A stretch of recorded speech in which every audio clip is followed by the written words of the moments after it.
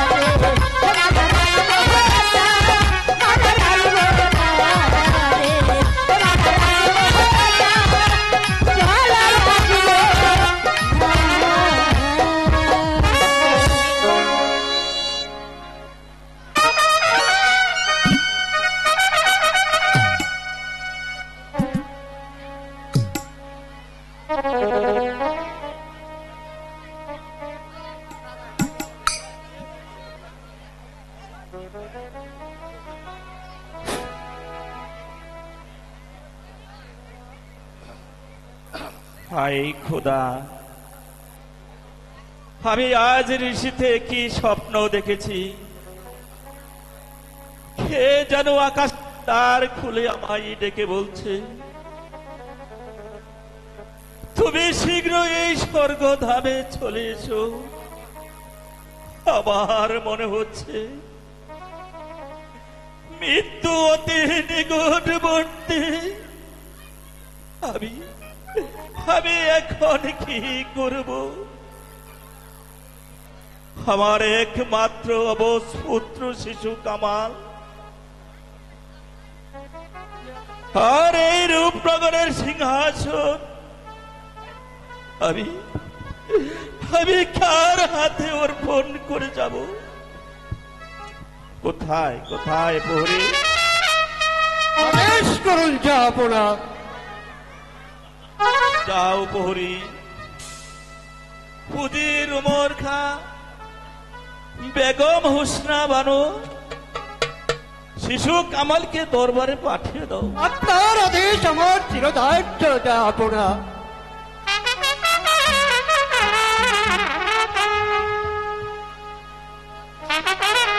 জয় হোক জাফরার জয় হোক, জাফরার জয় হোক, জাফরার জয় হোক, জাফরার জয় হোক।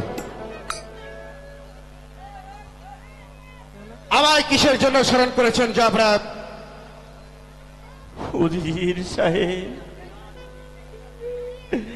আমি আজ নিশিতে কি স্বপ্ন দেখেছি। কে যেন আমায় ডেকে বলছে, তুমি শীঘ্র এই স্বর্গধামে চলে এসো। জাফরা, উজির সাহেব, বলেন জাফরা, আপনি হয়েছেন এই রূপনগরের নবাব। আপনি ঋষি রাত্রে এমন কি স্বপ্ন দেখছেন, সেই স্বপ্নে আপনার বুকের পাঁজর থরথর করে কাঁপছে, আর আপনাকে এত বিচলিত মনে হচ্ছে আমি যে এর কিছুই বুঝতে পারছি না। জাফরা, আপনি কি একবার খুলে বলবেন? আমার মনে হচ্ছে আমি আর বাঁচব না। জাফরা, আমার একমাত্র কলিজার টুকরো অবশ শিশু কামাল আর এই রূপনগরের সিংহাসন জাফরা, রেখে গেলাম আপনার হাতে। কামাল হুজুর হওয়া পর্যন্ত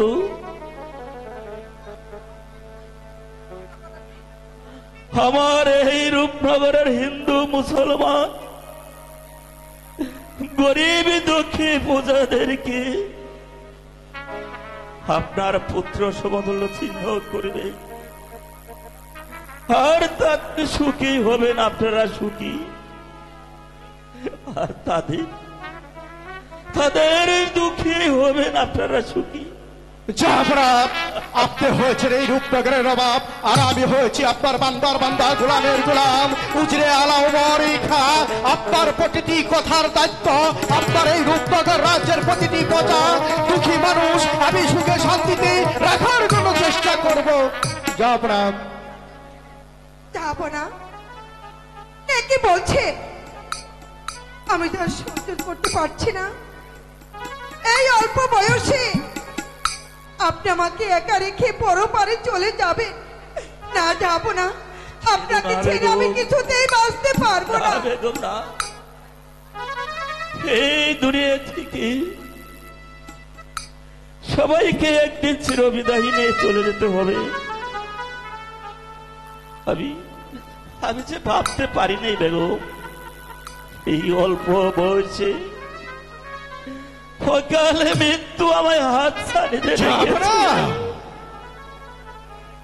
এসো এসো বাবা কামাল। পিতা, পিতা গো, আমায় একা ফেলে চলে যাবেন পিতা? কাঁদিস নে বাবা কামাল, শুধু আমার মনে এই দুঃখ রইল। তোকে নিজ হস্তে মানুষ করি রাজ মুকুট পরিয়ে যেতে পারলাম না। বসো বসো বাবা। এই সিংহাসনে আমি জীবিত থেকে দেখে যাই আমার কামাল এই রূপনগরের সিংহাসনে বসেছে। যাবো না, বেগম। যাবো না। বেগম, আজ থেকে রূপনগরের সিংহাসন ছুপে দিয়ে যাই তোমার হাতে। কামাল, উপযুক্ত না পর্যন্ত তুমি রাজ্য পরিচালনা করবে। যাবো না। যাবো না? আপনি এই কি বলছেন? বেগম সাহেবা করবে রাজ্য পরিচালনা? এর জন্য কোনো চিন্তা করবে না উজির সাহেব। আপনার কাছে রইল আমার শেষ অনুরোধ, আপনি সব সময় তাদের পাশেই থাকবেন। আর আমি যদি কোনোদিন আপনাদেরকে অন্যায় বলে থাকি তাহলে আমাকে ক্ষমা করে দিবেন। যাবো যাবো না, না, যাবো না। যাবো না। পিতা কেঁদো না বেগম, কেঁদো না বাবা কামাল। বেগম, যাবো না। আবার সবাই ফুরিয়ে আসছে। বিদায় বেগম। না, যাবো না, কি বলছো? যাবো না, যাবো না। যাবো না।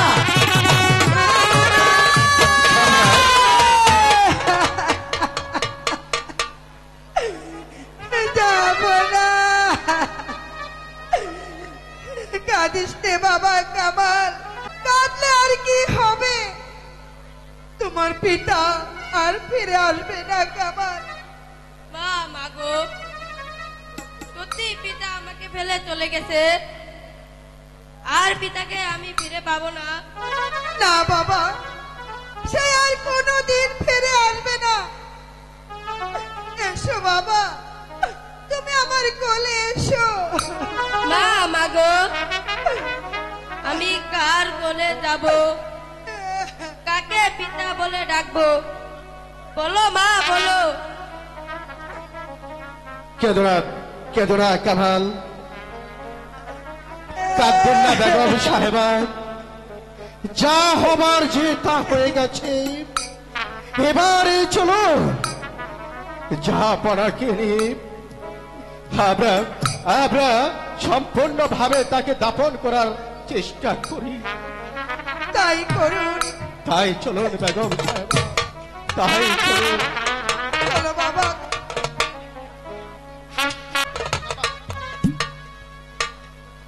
সেনাপতি জাফর আলী খান, বলুন উজির সাহেব।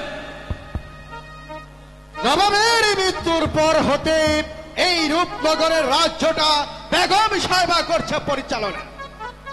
এখন ইচ্ছা করলে আমরা এই মসনদ খারাপ দখল করে নিতে পারি।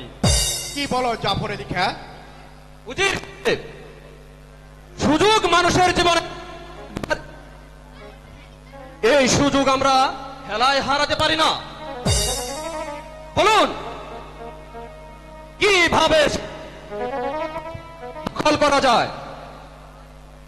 হুসনাবারক ও শিশু কামালকে এই পৃথিবীর বুক থেকে যদি একবার সরিয়ে দিতে পারো তাহলে এই রাজ্যটা হয়ে যাবে আমাদের।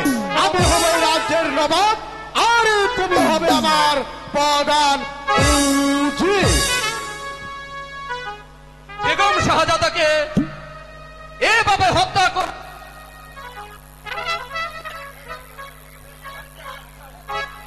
না না না না, তা কখনো হতে পারে না উজির সাহেব। ইব্রাহিম, ইব্রাহিম, তুমি এসেছো আমাদের কাছে বাধা দিতে? না, বাধা দিতে নয় সেনাপতি সাহেব, এসেছি আপনাদেরকে স্মরণ করিয়ে দিতে। ভুলে গেছেন সেই অতীতের কথা? মনে করে দেখুন, একদিন আপনার পুত্র পরিবার নিয়ে রাস্তায় রাস্তায় ঘুরে ফিরেছিলেন দুমুঠো অন্নের জন্য। সেই দিন আমাদের নবাব আপনাকে রাস্তা থেকে ঘুরিয়ে এনে দিয়েছিল এই নবাব মহলেটাই, আর করেছিল সেনাপতি মদবহল। আর আজ নবাবের মৃত্যু হতে না হতে তার স্ত্রী পুত্রকে করতে চান হত্যা। না, আমি ইব্রাহিম বেঁচে থাকতে তা করতে হয়ে যাও এখান থেকে। বেশ, আমি তাই যাচ্ছি। তবে যাবাই বেলায় আপনাদেরকে বলে যাচ্ছি, এই নবাব মহলে আপনাদেরকে প্রতিবাদ করার কেউ না থাকলেও আমি ইব্রাহিম চুপ করে বসে থাকবো না, কোনদিন না। জীবন দিয়ে হলেও আমি তাদেরকে রক্ষা করব, তাদেরকে আমি রক্ষা করব। ইব্রাহিম, আর তুমিও জেনে রাখো, বেশি বাড়াবাড়ি করলে তোমাকে রেহাই দেওয়া হবে না। জাফর আলী খান, আমার যে আর সহ্য হচ্ছে না, যেমন করেই হোক ওই বেগম হুসনা বানু আর শিশু কামালকে হত্যা করে আমাদের পথকে করতে একেবারে পরিষ্কার। চলুন উজির সাহেব, আমাদের কর্তব্য কাজ আমরা সমাধা করব। এই চলো জাফর আলী খান, তাই চলো।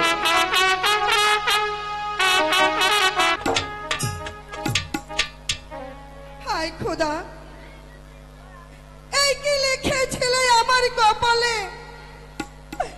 স্বামী একা ফেলে পরপারে চলে গেল, এখন এই অবশ শিশুকে নিয়ে কেমন করে এই রাজ্য পরিচালনা করি? সর্বনাশ হয়ে গেছে বেগম সাহেবা, সর্বনাশ হয়ে গেছে। শীঘ্রই শিশু কামালকে নিয়ে এ রাজ্য ছেড়ে পালিয়ে যান। কেন? কি হয়েছে ইব্রাহিম? উজির উমর খাপ ও জাফর আলী খাপ আপনাদেরকে হত্যা করতে আসছে। আমাদের হত্যা করে তাদের লাভ কি? লাভ অনেক। উজির সাহেব হবেন এই রূপনগরের নবাব, আর জাফর আলী খাঁ হবে তার প্রধান উজির।